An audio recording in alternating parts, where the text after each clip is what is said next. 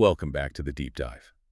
We pull apart the dense foundational documents that shape our world, offering you the critical knowledge you need without having to wade through centuries of legal text. And today, we are really getting to the heart of something fundamental. We really are. We're wrestling with one of the biggest questions of governance, of human rights, really. How do we make sure that justice is accessible to everyone? Not just the influential or the wealthy or the person who can argue their case the best. Exactly. It's an age-old challenge, and it seems like every successful civilization has had to find an answer for it. It has. Our focus today is the constitutional right to a fair trial and due process, but we're going to trace its origins and its evolution in a really unique way. And the sources we've got stacked up for this are, well, they're incredible. They really are. We've got a stack that spans millennia and continents, all looking for this universal commitment to procedural fairness. So we're starting in the 7th century with the ethical rulings of a judge named Qadi Shurayh al-Kindi right in the middle of the Islamic Caliphate. Then we're going to catapult forward to 1963 to a landmark U.S. Supreme Court decision, Gideon v. Wainwright. And finally, we'll land in the modern era, looking at how constitutions are still evolving, specifically with Pakistan's 2010 edition of Article 10A.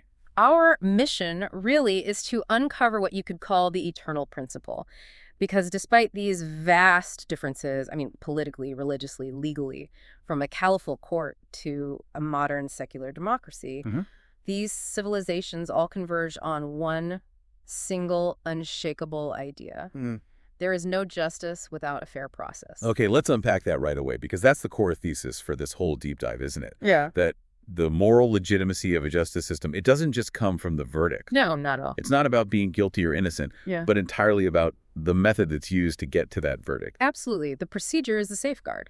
If the method is arbitrary, if it favors one person because of their status or, their money. Or if the rules just change halfway through. Exactly. Then the result, even if you think it's the right one, it loses all its authority, all its legitimacy. So we're examining how these different societies, really at their legal and ethical peaks, all concluded that fairness isn't just a nice byproduct. Right. It is the soul of justice itself. It's embedded in every single rule, every single step of the process. So let's start where the sources take us, all the way back to the 7th century. Let's do it. We begin our sweep in the mid-7th century, focusing on the judiciary during the Caliphate of Ali ibn Abi Talib. Our sources consistently point to this period as, well, a true golden age for judicial ethics. It really was. This was a time when the framework for how a court should operate was being rigorously defined. The power of the Qadi, that's the judge, was immense. But their accountability was just as profound. Immense, yeah. The system demanded not just that you knew the law, but that you had, an unimpeachable character. And the figure who really embodied this ideal was Qadi Shurayh al-Kindi. And he wasn't famous for being a politician or a great warrior. He was celebrated specifically for his qualities as a judge. What was it that made him so renowned? I think it boils down to two things: meticulousness and neutrality.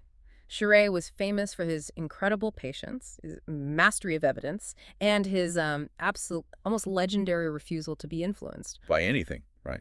Not wealth, not political pressure. Not even his own personal feelings. For the people, he was the living embodiment of impartial judgment. He was the standard that all other judges were measured against. What's so crucial here, and what our sources really highlight, is that this principle of due process isn't taught through some abstract legal text.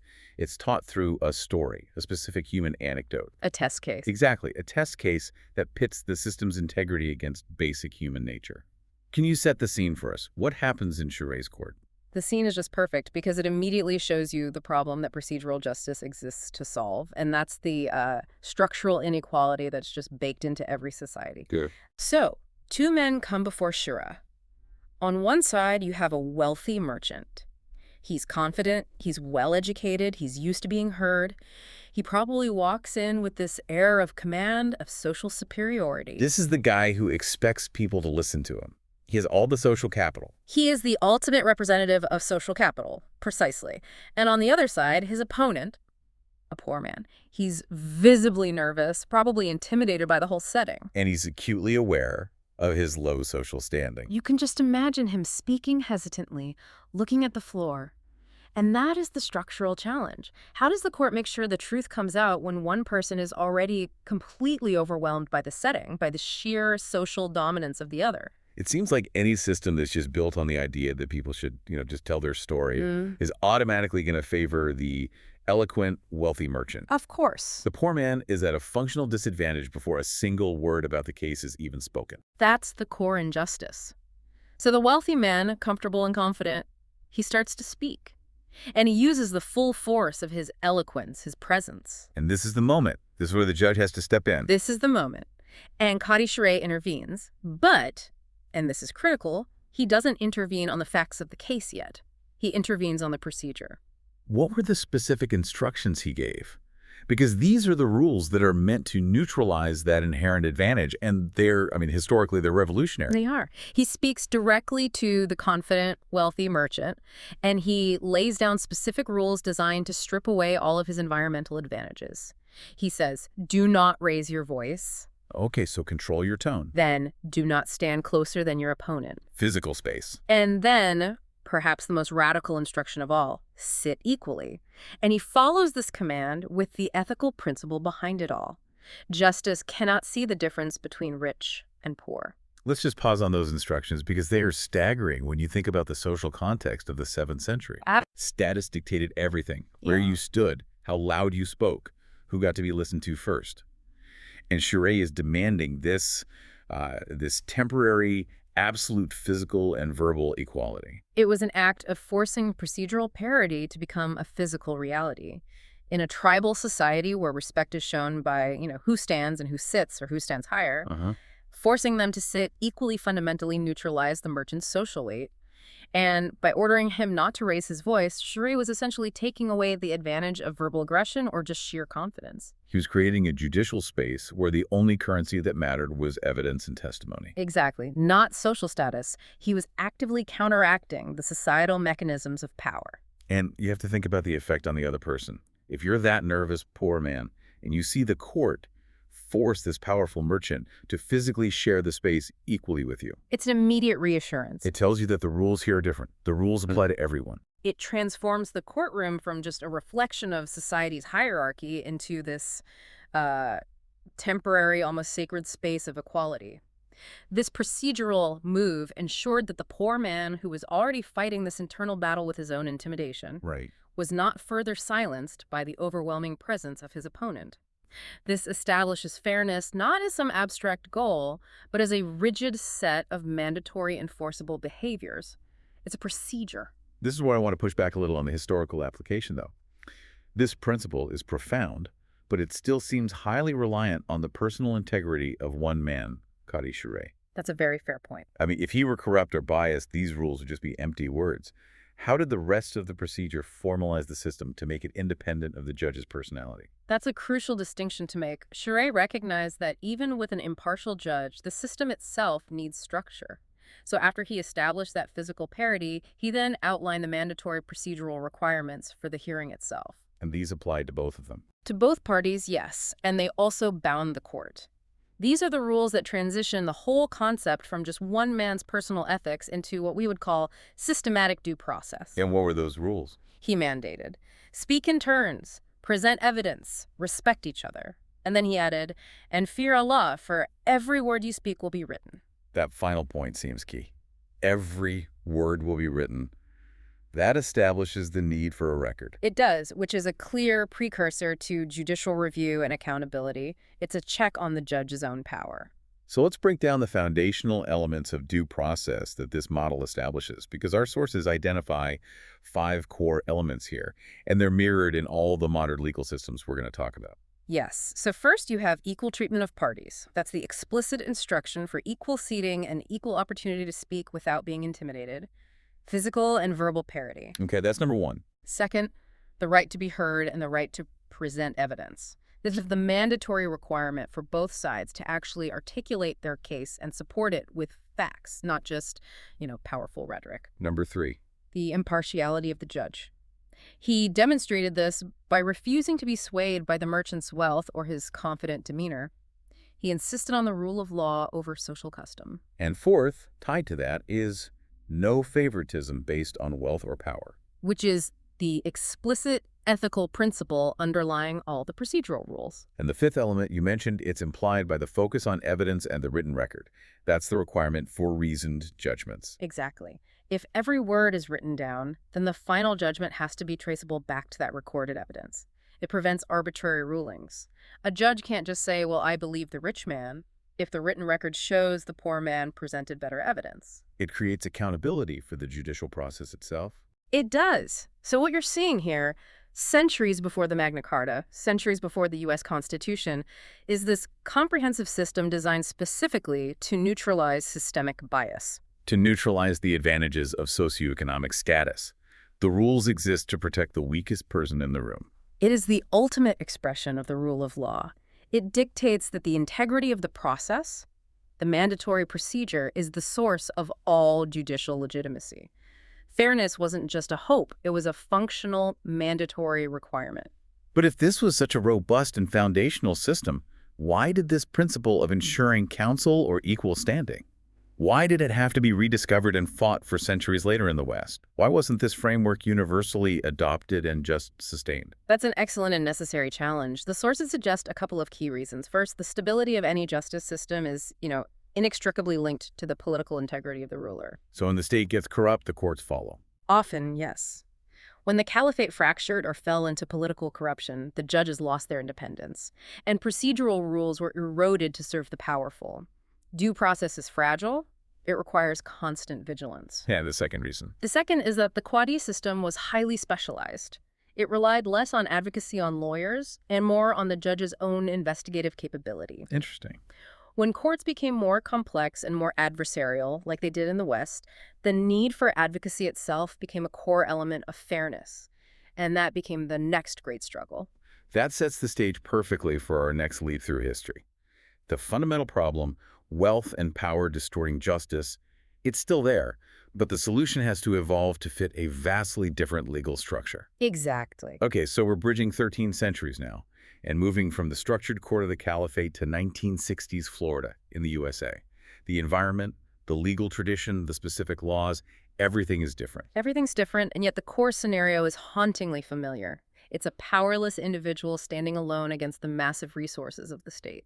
And this is where we meet Clarence Earl Gideon. Yes.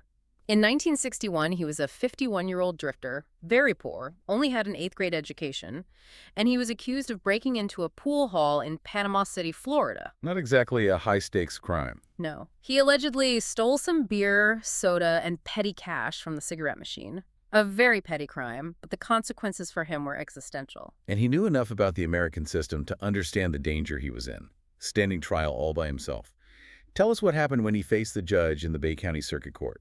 When he appeared, he directly requested that the court appoints a lawyer for him, and he explicitly cited his rights under the Constitution. He said, "Your Honor, the United States Constitution says I am entitled to be represented by counsel." And the response, under Florida law at the time, was basically a brick wall, a procedural wall. Exactly. The judge, who was just following the established Florida law, refused. Under the prevailing U.S. Supreme Court precedent at the time, a 1942 case called Betts v. Brady states were only required to appoint counsel in capital cases. So, only if the death penalty was on the table. Right, or under what they called special circumstances, which Gideon's case didn't meet. The judge told him, "You are not charged with a capital offense, therefore I cannot appoint counsel to represent you in this case."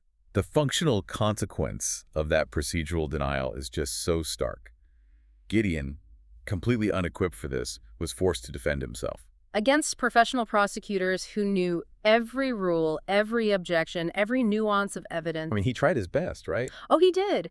The trial transcript shows he tried to cross-examine witnesses, he tried to introduce evidence, but he was fighting a system that's designed for experts.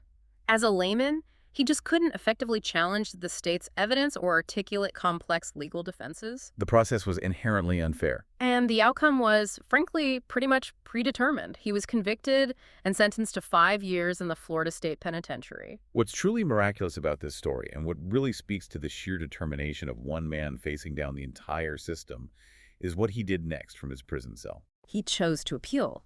But of course, he couldn't afford a lawyer to draft a sophisticated legal brief. So, from his cell in the Florida State Prison, he handwrote a legal document. Using prison paper And a pencil. A pencil, yes. And he addressed it directly to the U.S. Supreme Court.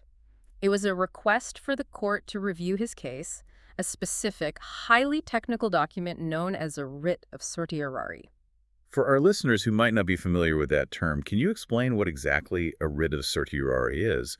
And why is it so extraordinary that Gideon managed to file one successfully all by himself? A writ of certiorari, or a cert petition, is basically an application. It's an appealing party asking the Supreme Court to hear their case.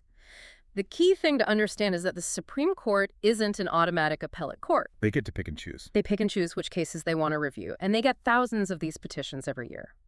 A cert petition requires highly specialized legal drafting. You have to articulate the specific constitutional question that is of national importance and explain why the lower courts got it wrong. So the fact that an unrepresented, impoverished inmate using a pencil from a jail cell managed to clearly articulate a question compelling enough for the highest court in the land to agree to hear it, that's just a stunning example of grassroots constitutional faith. It speaks volumes about the clarity of the injustice he had experienced.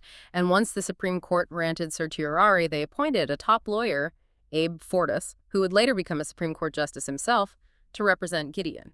The stage was set to re-examine the structural fairness of the entire American trial system. It was. And this led to the unanimous 1963 Supreme Court decision in Gideon v. Wainwright. Let's dive into the legal mechanism here, because this wasn't just a moral decision. It was a profound shift in how the Constitution was interpreted. The court had to explain why every single state was now required to provide a lawyer to poor defendants. This is where we get into the weeds of the 14th Amendment. The Sixth Amendment guarantees the right to counsel, but that was understood to apply only to federal trials. And Gideon's was a state trial. Right.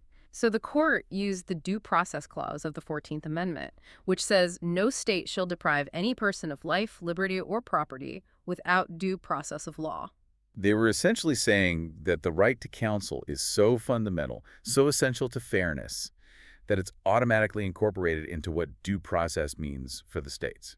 That's the mechanism. And to do that, they had to explicitly overturn their own 21-year-old precedent, Betts v. Brady.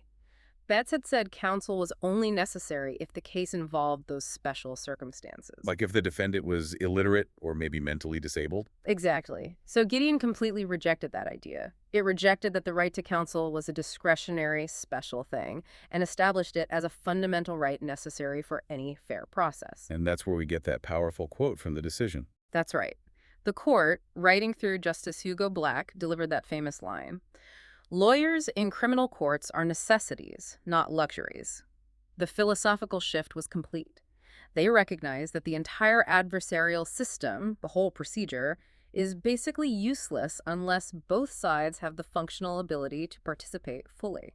The implication being that without that ability, the process inherently violates the 14th Amendment's guarantee of due process. It does. A trial without a lawyer for someone who's poor is inherently unequal. It creates a structural bias in favor of the state, regardless of the individual facts of the case.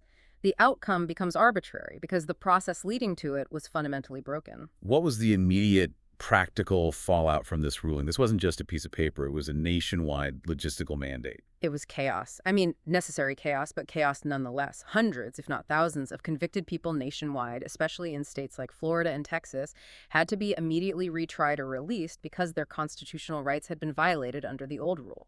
And states suddenly had to create an entire infrastructure almost overnight. Yes, you're talking about the genesis of the modern public defender system. Right.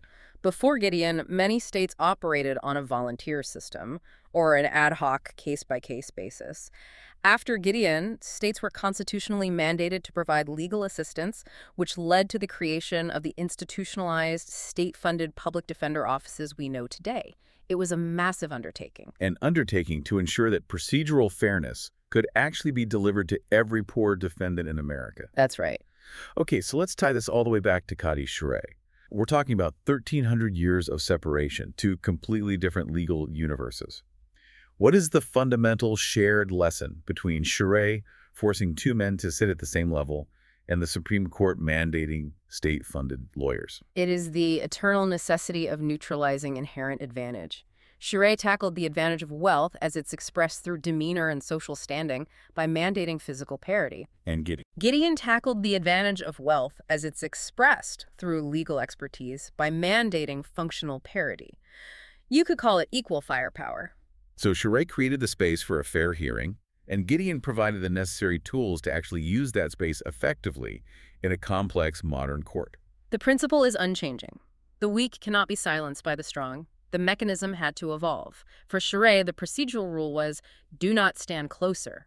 For the Supreme Court in Gideon, the procedural rule became, the state must provide a lawyer. But both rules serve the same ultimate purpose. The exact same purpose, ensuring the poor are functionally heard and not marginalized by the process itself. This really establishes the eternal nature of the due process principle. That is a brilliant connection seeing due process as this enduring solution to the perennial problem of power imbalance. Which brings us to our third case. We've seen the principle established through ethical custom in an ancient court, and then resurrected through a landmark judicial interpretation in the U.S.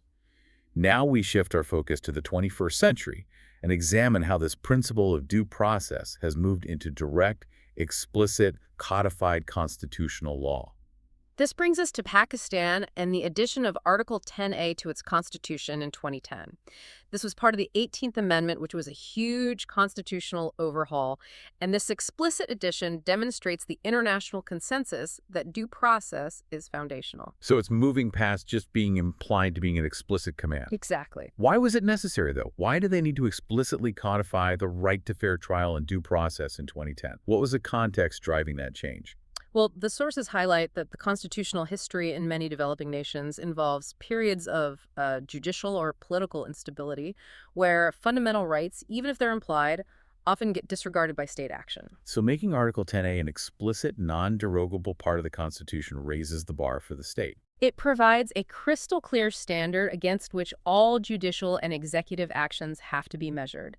It's a direct constitutional shield against historical tendencies toward arbitrary power. And our sources mention this served a dual purpose. The first seems clear. The first is about aligning with global standards. It brought Pakistan into clear alignment with modern international human rights law. The global community really demands explicit constitutional protection for due process now. And the second purpose, the one that ties directly back to our first section on Qadi Shurayh.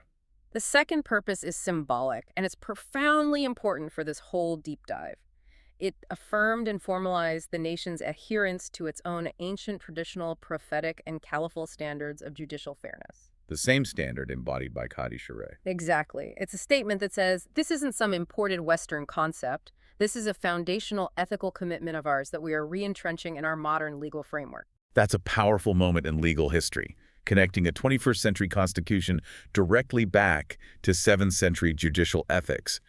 It just reinforces this idea that the principle is timeless. It really does. And once Article 10A was codified, the Pakistani Supreme Court began issuing rulings that defined its practical scope, much like the U.S. Supreme Court defined the scope of the 6th and 14th Amendments after Gideon. So these judgments make it clear that due process isn't some vague ideal. No, it's a list of mandatory procedures. Let's elaborate on those key judicial affirmations under Article 10A.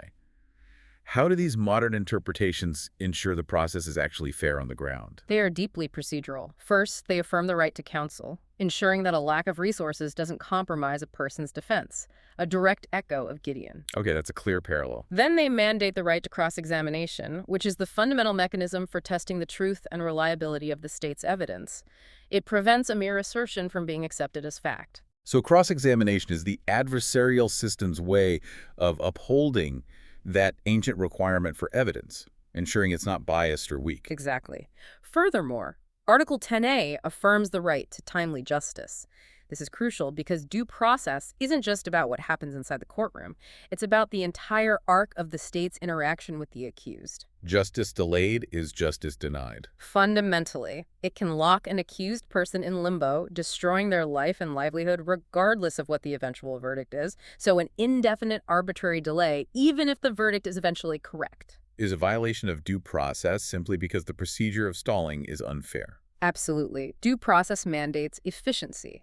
And they also affirm the right to reasoned decisions, meaning the judgment must be fully explained, evidence-based, and legally sound. And finally, the right against arbitrary state action. Yes, which acts as a general procedural check on executive power. So when you look at that list, counsel, cross-examination, timeliness, reasoned decisions, the emphasis is overwhelmingly on the method the state must follow. Which brings us back, full circle, to the core thesis that's reiterated in the rulings under Article 10A.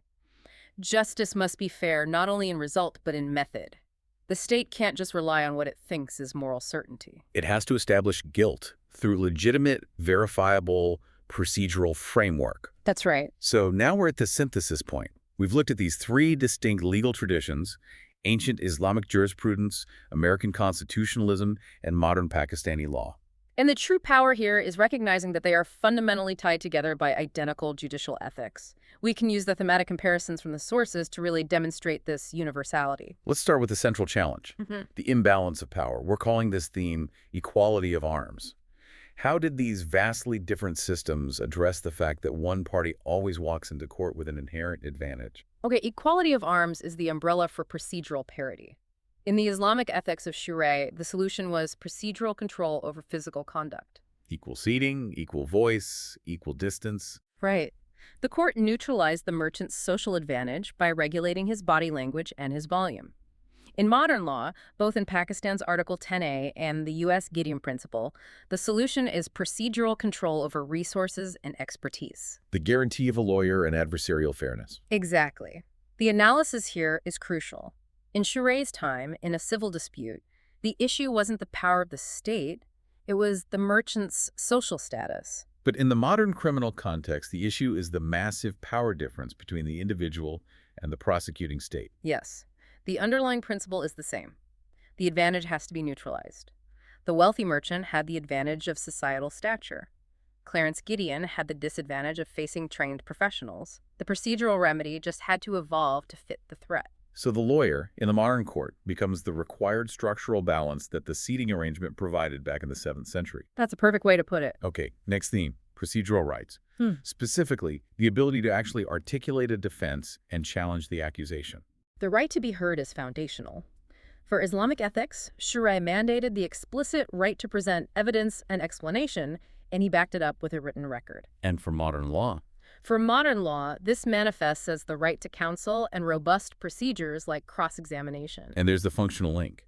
If the court process requires sophisticated arguments and highly technical rules of evidence, that ancient right to present evidence becomes hollow without an advocate. It becomes meaningless. The right to counsel is simply the modern, necessary precondition for that ancient right to be exercised in a meaningful way. So without a lawyer, you're not really being heard. You're not. And if you look at cross-examination, for instance, it's a complex skill. But it's necessary to test the state's evidence and uphold Shurayh's requirement that the judgment be based on verifiable facts, not just assertions. Gideon ensures the weak are not simply silenced by procedural complexity. Which leads us directly to the third and most explicit common thread, socioeconomic neutrality. The idea that justice has to be blind to wealth. This is where the systems speak most clearly to one another. In Islamic ethics, it was that explicit ethical directive. No discrimination between rich and poor.